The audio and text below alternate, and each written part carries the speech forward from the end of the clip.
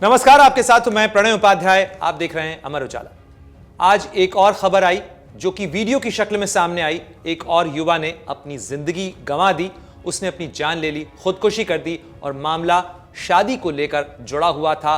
पारिवारिक कलह का मामला था जिसको लेकर लड़की का भी बयान सामने आया है। लेकिन बीते 3 महीनों में अगर आप देखें, अतुल सुभाष केस से लेकर मानव शर्मा केस तक, तो लगातार यह सिलसिला बढ़ता चला जा रहा है। आखिर क्या युवा पीढ़ी शादी संभाल नहीं पा रही है, क्या तनाव है और आखिर ये सारी चीजें सोशल मीडिया पर वीडियो की शक्ल में क्यों जाहिर की जाती हैं?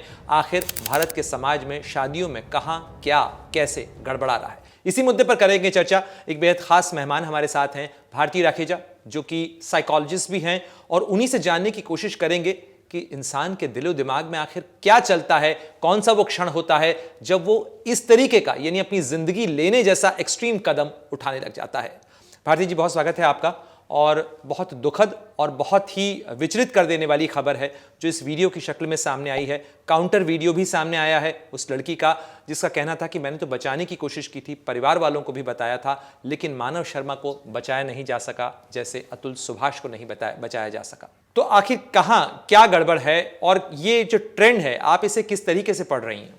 देखिए, सबसे पहली बात तो पिछले अगर आप 2 दशकों में देखें, 20 सालों में, तो शादी का पूरा सिस्टम ही एक बहुत बड़ा चेंज ले चुका है, राइट? सो जिस समय में पेरेंट्स की परमिशन से या पेरेंट्स की मर्जी से, खुशी से शादियां होती थी, मैंने ये सिस्टम देखा था कि भाई पहले पेरेंट्स देखते हैं, उसके बाद बच्चे आपस में मिलते हैं। आज उसका बिल्कुल ऑपोजिट हो चुका है। तो बच्चों की अपनी, लड़के और लड़कियों की अपनी एक बहुत लंबी लिस्ट होती है एक्सपेक्टेशंस की, सबसे पहली बात। और वो एक्सपेक्टेशंस कहीं ना कहीं मूवीज से, फिल्मों से, स्टोरीज से, नॉवल से इंस्पायर्ड होती हैं। वो रियलिस्टिक होती हैं कि नहीं, पहले वो भी देखना चाहिए। दूसरी बात ये कि जो एक्सपेक्टेशंस लेके वो मैरिज में आए हैं, जरूरी नहीं है ना वो सारी एक्सपेक्टेशंस पूरी हों। और जब वो एक्सपेक्टेशंस पूरी नहीं होती हैं तो होती है डिसअपॉइंटमेंट, फिर आता है फ्रस्ट्रेशन, एंगर, हर्ट, क्योंकि जो वैल्यू सिस्टम है कहीं ना कहीं वो गड़बड़ा रहा है, ऐसा मुझे लगता है। लेकिन भारती जी, अतुल सुभाष केस से लेकर मानव शर्मा केस तक अगर आप देखें तो एक चीज जो कॉमन थ्रेड के तौर पर सामने आ रही है, एक ट्रेंड के तौर पर, कि लड़के ये शिकायत जताते हैं खुदकुशी जैसा एक्सट्रीम कदम उठाने से पहले कि हमारी सुनी नहीं जा रही है, हमारा पक्ष सुना नहीं जाता है, कानून भी लॉपसाइडेड है, केवल लड़कियों की बात सुनी जाती है। और इन तमाम चारों केसेस जो कि बीते 3 महीनों में सामने आए हैं, हमें यह चीज कॉमन के तौर पर देखने को मिल रही है। ये कहां तक सच है और आप जो केसेस सुनती हैं, क्या उसमें भी इस तरीके की शिकायतें पुरुषों की तरफ से सामने आ रही हैं? हाँ, बिल्कुल, दोनों तरफ की आती हैं, तो पुरुषों की तरफ से भी आ रही हैं, क्योंकि बहुत टॉर्चर वो भी फ़ील करते हैं। एक तो चेंज हम सबने देखा ही है कि जो लड़कियों का भी ट्रांसफ़ॉर्मेशन हुआ है, बहुत हद तक हो चुका है। अब लड़कियाँ वर्किंग हैं, इंडिपेंडेंट होना चाहती हैं, अपने पैसे कमाना चाहती हैं, अपनी डिसीज़न मेकिंग चाहती हैं और अपने बल पर जीना चाहती हैं। अब जो सेटअप मैं ये देखती हूँ कि जो सोसाइटी का सेटअप बहुत सालों से, सदियों से चलता आ रहा था, वो तो टूट गया। बट अब ये जो नया सेटअप बन रहा है, जहां दोनों भी लड़का और लड़की शादी में होते हैं, दोनों वर्किंग होते हैं, दोनों इंडिपेंडेंस चाहते हैं, दोनों चाहते हैं कि हम काम करें, अपना कमाएं, अपना करें। तो एक शादी में जो हम वाला एक माहौल होता है ना, वो नहीं है जो मुझे दिखाई देता है कि हम एक यानी दूसरे इस हम के अंदर 2 अलग अलग मैं हैं। बिल्कुल 2 अलग अलग मैं हैं, और वो दोनों मैं इनसिक्योर्ड हैं। जितने लड़कियां इनसिक्योर थी पहले, आज लड़के भी इनसिक्योर हैं, क्योंकि वो भी चाह रहे हैं, ये ट्रांसफॉर्मेशन उनके लिए भी हो रहा है, बट वो अभी इक्विप्ड नहीं है, क्योंकि उनके दिमाग में उन्होंने अपनी माँ को देखा, अपने पेरेंट्स की शादी देखी, और उन्होंने देखा कि उनकी माँ एक सांचे में ढली हुई है। बट अब जो लड़की आई है, वो उसमें शायद वो सांचा देखना चाहते हैं, लेकिन वो नहीं दिखाई देता उन्हें। तो वहां से वो कंफ्यूज हो जाते हैं कि अब हम इसे कैसे हैंडल करें। तो मुझे ऐसा लगता है कि दोनों तरफ से जो बदलाव आए हैं ना, उसमें दोनों भी एक दूसरे के बदलाव के लिए रेडी नहीं है। लेकिन भारती जी, शादियों की कोई ट्रेनिंग तो होती नहीं है। ये तो समाज और परिवार जो है वो एक कुशन के तौर पर किसी भी शादी के चलने के अंदर एक फैक्टर के तौर पर होता है। लेकिन इस केस में अगर आप देखें तो मानव शर्मा केस की अगर हम बात करें तो उसके अंदर लड़के की शिकायत यह है कि लड़की का पास्ट रहा है और उस लड़की को लेकर उसकी शिकायत थी। हालांकि लड़की का कहना यह है कि ये शराब पीता था और उसके बाद मेरे साथ मारपीट करता था, मैंने परिवार को बताया, परिवार ने कोई कदम नहीं उठाया। वो जो चैट मैसेजेस थे वो भी सामने आए हैं सोशल मीडिया के अंदर। तो ये सारी चीजें, अब तो मानव शर्मा दुनिया में नहीं है, लेकिन वो जो कुछ हुआ वो सोशल मीडिया पर अवेलेबल है, लोगों की चर्चा का विषय है। बिल्कुल, बिल्कुल। तो एक इसमें मैंने पॉइंट आउट किया, आपने जब बात कही कि पेरेंट्स का जो विड्रॉल है, कि ये मतलब उनको ये लगता है कि इनका आपस का मामला है, इसमें हम नहीं बोल सकते। लेकिन हिंदुस्तान में आप भी देख रहे हैं कि हम सब जॉइंट फैमिली में ही हैं, हम कनेक्टेड ही हैं। हम ऐसे सेपरेट नहीं हुए कि हाँ लड़के लड़की का ही मामला है, शादी का उनका ही मामला है। तो मेरे ख्याल से बहुत कुछ परसेंटेज तक रिस्पॉन्सिबिलिटी पेरेंट्स को रखनी चाहिए। कई बार ऐसा होता है ना कि उनकी इंटरफेरेंस से बात बिगड़ती है, और कई बार ऐसा हो जाता है कि उनके कुछ ना करने से भी बात बिगड़ जाती है। अब बड़ी महत्वपूर्ण बात कह रही हैं आप कि कई बार कुछ न करने से भी बात बिगड़ जाती है, लेकिन बात बिगड़ने के अंदर भारती जी शहरी जिंदगी, कामकाजी तनाव और उसके बाद पति पत्नी के बीच में जो न्यूक्लियर फैमिली का सेटअप है, ये जी। कितना बड़ा फैक्टर बन रहा है आजकल परिवारों में और खासतौर पर शादियों के चलने या न चलने को लेकर? पहले जैसे मैंने कहा कि पहले एक सिस्टम चल रहा था, बहुत कन्वीनिएंटली देखा जाता था, औरतें घर संभालती हैं और जो मेन होते हैं they are providers and protectors, वो बाहर जाते हैं, काम करते हैं, पैसे कमाते हैं और प्रोवाइड करते हैं। तो एक सिस्टम चल रहा था। इस सिस्टम में कहीं न कहीं दबाव आया, मैनिपुलेशन हुआ, तो लड़कियों ने बाहर निकलना, क्योंकि इनसिक्योरिटी थी, उन्होंने बाहर निकलना शुरू किया, ट्रांसफॉर्मेशन आया, औरतें इंडिपेंडेंट हो गईं। बट वो सिस्टम गड़बड़ा गया।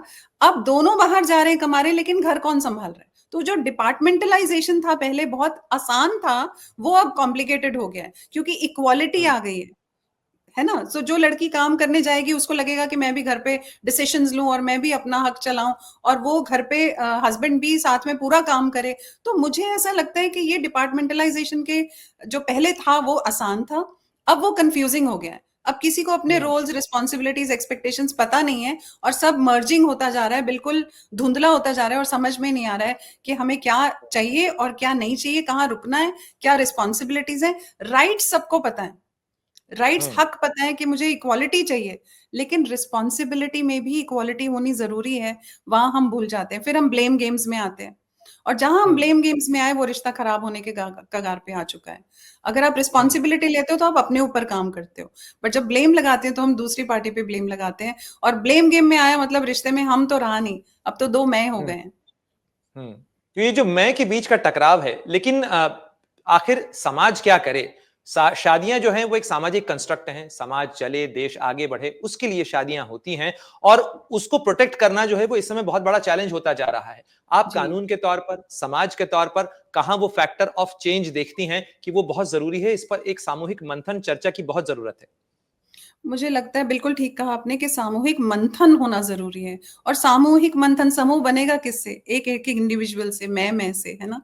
तो जब हम उन सबको बिठा कर के अगर हम एक इंडिविजुअल तौर पे भी इसको सोचें कि शादी में हम क्या कर सकते हैं, और सामूहिक तौर पे भी हम सोचें कि समाज क्या कर सकता है।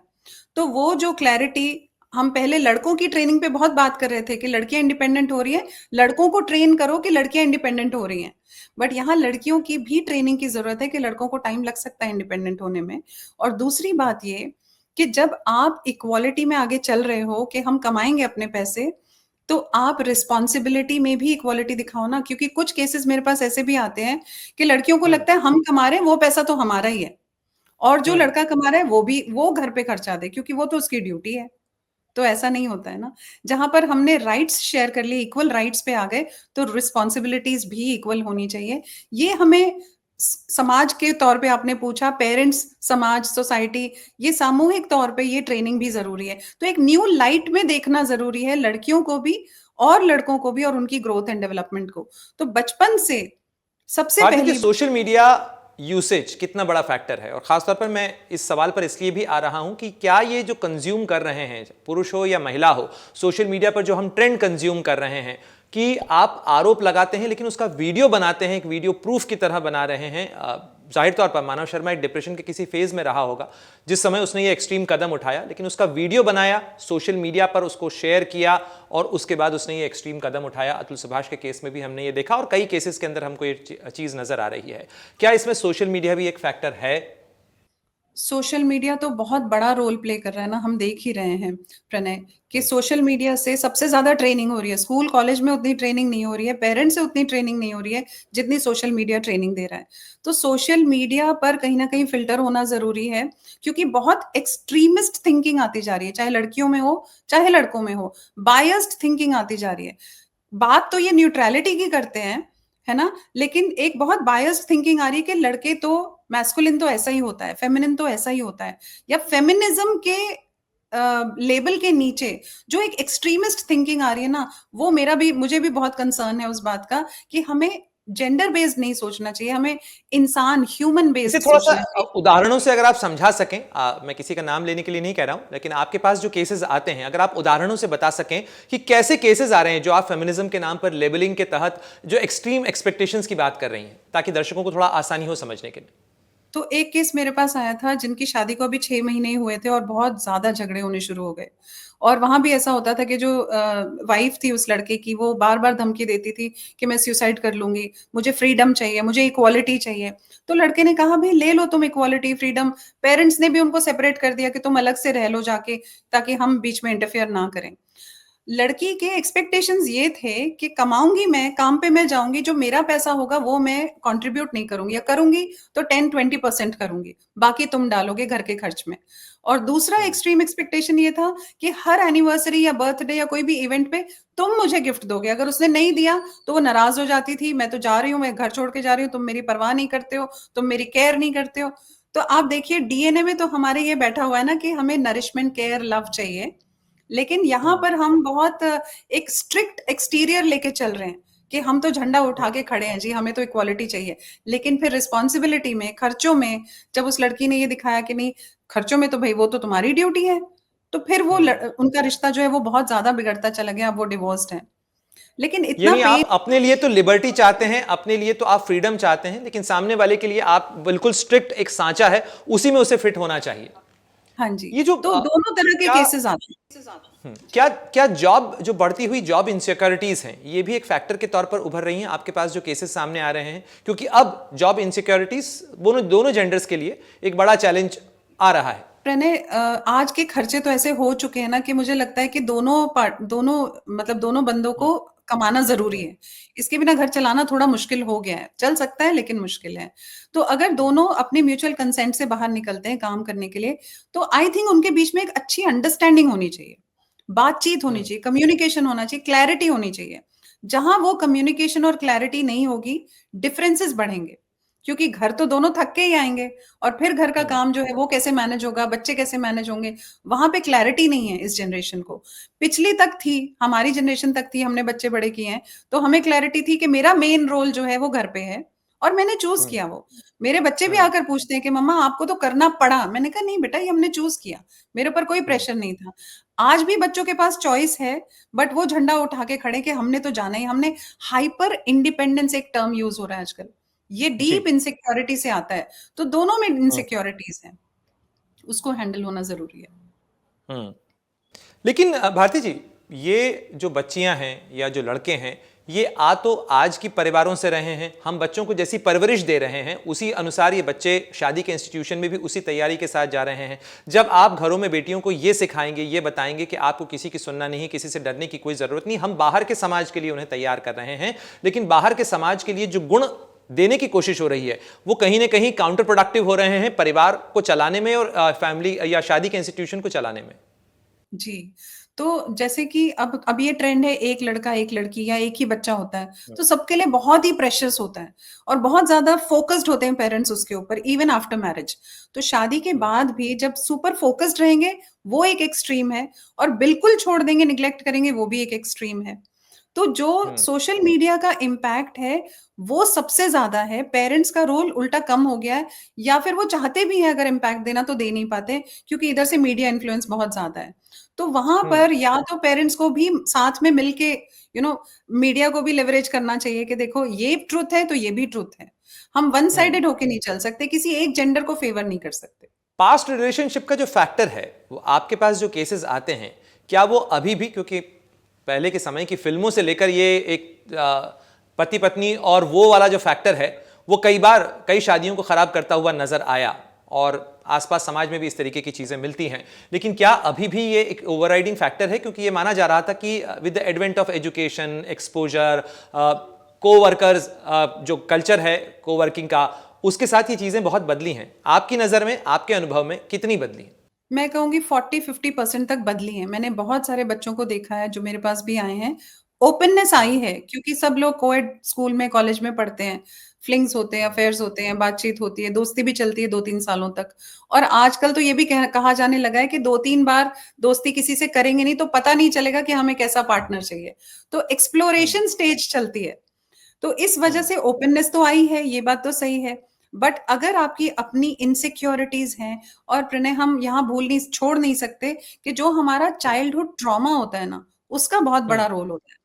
तो अगर बच्चों ने अपने पेरेंट्स को लड़ते हुए देखा है, या सप्रेशन ऑपरेशन देखा है, लड़ाई वायलेंस देखा है घर में, तो उसका माइंडसेट ऑलरेडी ट्रॉमेटिक है। वो जब तक हम्म। हीलिंग नहीं होगी ना, तब तक वो ओपननेस आती ही नहीं है to accept a new relationship wholesomely. हम्म।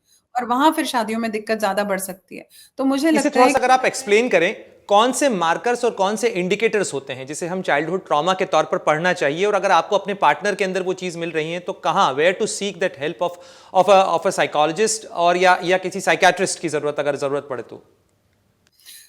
सबसे पहला रिफ्लेक्शन तो हमें अपने में लेना चाहिए, जो बच्चे ले सकते हैं। आजकल अवेयरनेस बहुत बढ़ा दी है इंस्टाग्राम ने और बाकी मीडिया ने। तो अपनी रिफ्लेक्शन लें कि कौन से मेरे पैटर्न्स हैं, लेकिन उसमें मेरे कई बार बिहेवियर। आधा अधूरा ज्ञान ज्यादा मिलता है। हाँ, बिल्कुल। तो इस वजह से आप रिफ्लेक्शन ले सकते हो। आप अपनी लाइफ में हम्म। तो रिफ्लेक्शन ले सकते हो ना, कि मेरे कौन से बिहेवियर्स मेरे ही खिलाफ जा रहे हैं, जिनसे मुझे फ़ायदा नहीं हो रहा, नुकसान हो रहा है। मेरा सोशल सर्कल कैसा है, मेरे रिलेशंस पेरेंट्स के साथ कैसे हैं, या सिब्लिंग्स के साथ कैसे हैं। अब अगर आपको दिखाई दे रहा है कि आपको एंगर इश्यूज़ हैं, एंग्ज़ायटी इश्यूज़ हैं, या आपका माइंडसेट ऐसा है, शादी को लेके बहुत थोड़ा-सा एक्सट्रीम माइंडसेट है, दूसरे जेंडर को लेके एक्सट्रीम माइंडसेट है, तो आपको हम्म। सबसे पहली चीज तो आपको ये समझ में आना जरूरी है कि कुछ तो गड़बड़ है जो जिसपे मुझे काम करना है।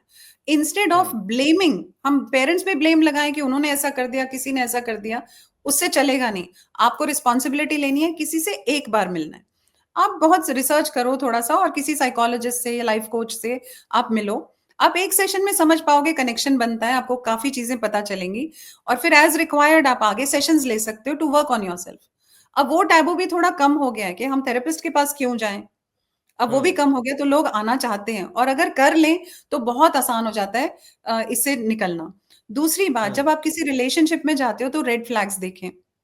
आप देखें कि आपको रिश्ते में सेफ फील हो रहा है। जब भी आप मिल हम्म। के आते हो, किसी डेट पर जाते हो, आप बातचीत हम्म। करते हो, मिलते हो, तो आपको क्या रिस्पेक्टेड फील होता है, अपनी स्पेस मिलती है। आपकी बातचीत से आपको क्या रिफ्लेक्शन में आता है, वो इंसान दूसरों को कैसे ट्रीट कर रहा है आपके सामने, या बातचीत में कैसा है। तो आपको ना ओपननेस से देखना है, ना कि उस हम्म। इमोशन में आ जाओ कि अरे ये तो हम डेट पे आए हैं, हम कैसे लग रहे हैं, हमें कैसा बेस्ट फेस डालना है। उससे बेटर है आप अपने ऊपर, लेकिन चलो भारती आपने जी, क्या।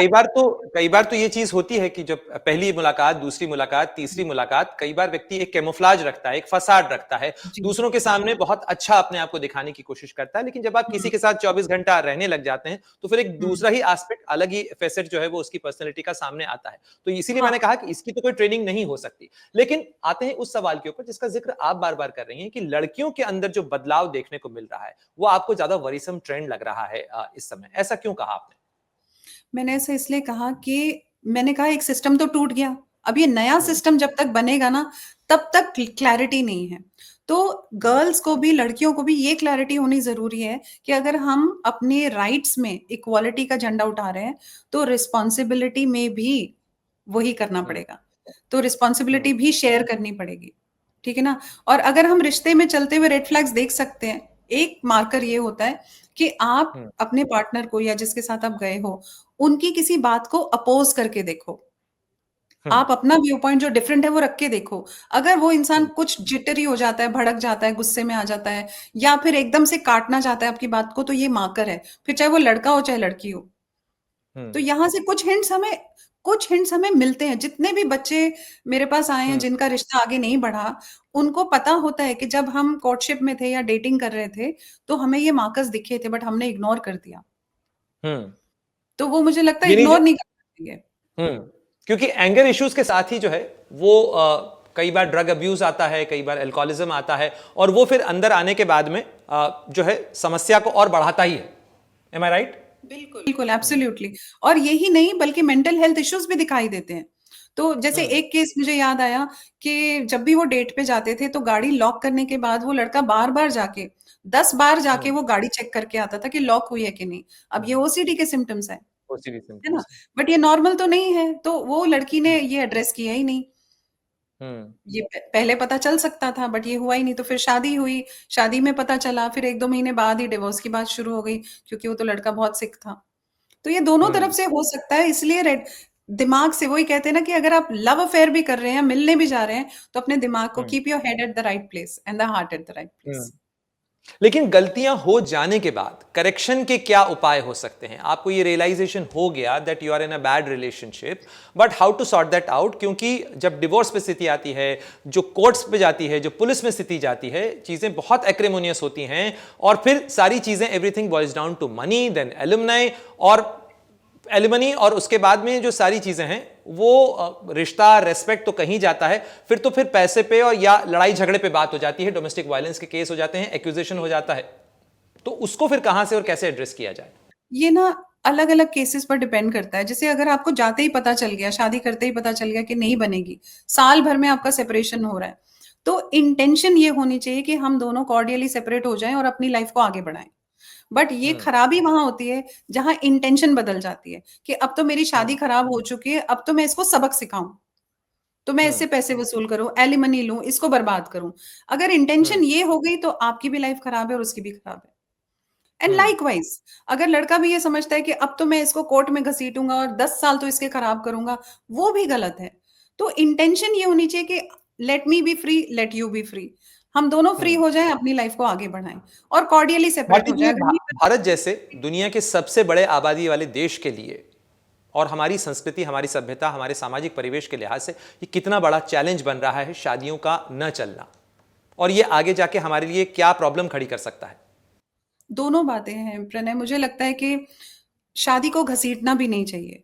एक केस मेरे हम्म। पास ऐसा भी है, 26 सालों से ये शादी घसीटी जा रही है और इस शादी में कुछ नहीं है, ना इमोशनल कनेक्ट है, ना प्रेम है, रिस्पेक्ट भी नहीं है, प्यार भी नहीं है। कुछ प्रॉब्लम्स ऐसी हैं जो सॉल्व हो ही नहीं सकती हैं। तो अब इस हम्म। शादी को अगर पहले 2 सालों में ही खत्म कर दिया जाता, कॉर्डियली हो जाते सेपरेट, तो फिर ये दोनों आगे बढ़ जाते। अब 2 हम्म। जिंदगियों के साथ-साथ जो बच्चा है, उसकी भी ज़िंदगी खराब हो रही है। तो यहाँ पे मुझे लगता है कि शादी को मतलब कोई भी एक्सट्रीम थिंकिंग नहीं होनी चाहिए, इंडिविजुअल पे डिपेंड करता है, उस सिचुएशन पे डिपेंड करता है, कि हमें इंटेंशन पे डिपेंड करता है सबसे बड़ी बात, कि आपकी इंटेंशन हम्म। क्या है। तो इंटेंशन क्लियर रख के चलें, पेरेंट्स को भी क्लैरिटी होनी चाहिए। अगर हम ये देख रहे हैं कि बच्चों की आपस में निभ नहीं रही है, पेरेंट्स की इंटरवेंशन ज़रूरी हो जाती है क्योंकि हम साथ में हैं। पेरेंट्स हम्म। रिस्पॉन्सिबल हैं और सपोर्ट करने के लिए रिस्पॉन्सिबल हैं। तो अगर हम्म। आपका कोई रोल ऐसा है जो आप प्ले कर सकते हो सो दैट इनकी गाड़ी चल जाए या फिर गाड़ी कॉर्डियली सेपरेट हो जाए, दोनों में पेरेंट्स का रोल होता है और दोनों पेरेंट्स का रोल होता है, दोनों साइड के हम्म। पेरेंट्स का।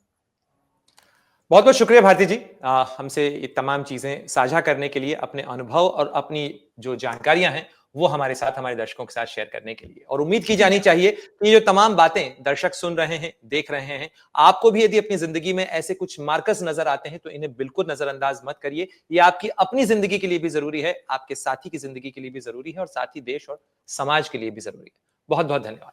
अगर आप ये वीडियो YouTube पर देख रहे हैं तो हमारे चैनल को सब्सक्राइब कर बेल आइकन दबाएं, और Facebook पर देख रहे हैं तो हमारे पेज को लाइक करें। 8 मिलियन प्लस सब्सक्राइबर, आपके इस भरोसे के लिए बहुत धन्यवाद।